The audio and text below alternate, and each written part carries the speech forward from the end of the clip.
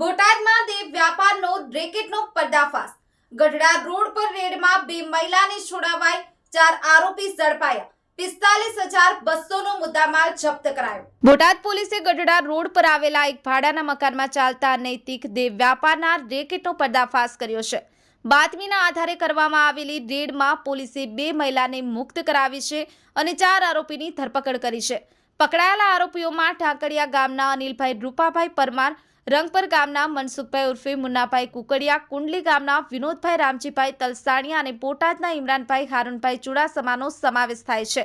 પોલીસે રેડ દરમિયાન 21,000 રોકડા અને 3 મોબાઈલ ફોન, કિંમત 24,000 સહિત કુલ 45,200 નો મુદ્દામાલ જપ્ત કર્યો છે। બોટાદના ડીવાયએસપી મરસી રાવલે જણાવ્યું કે આ દેહ વ્યાપાર રેકેટ અંગે વધુ તપાસ ચાલુ છે। ન્યૂઝ9 ગુજરાતી, બોટાદ।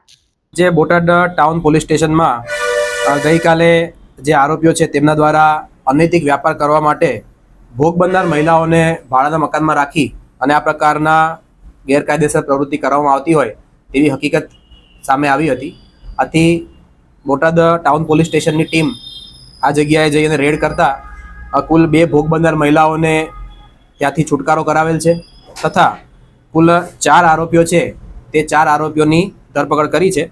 આ જે 4 આરોપીઓ છે તે અનિલભાઈ રૂપાભાઈ પરમાર ડાકણિયા, મનસુખભાઈ ઉર્ફે મુન્નાભાઈ કુકડિયા જે મૂળ રંગપરના છે, વિનોદભાઈ રામજીભાઈ તલસાણિયા કે તેઓ કુંડળી ગામના છે અને ઇમરાનભાઈ હારૂનભાઈ ચુડેસરા તેઓ સાળંગપુર રોડ ખાતે બોટાદના રહેવાસી છે। આ 4 આરોપીઓને હાલ ધરપકડ કરી અને પોલીસ કસ્ટડીમાં છે।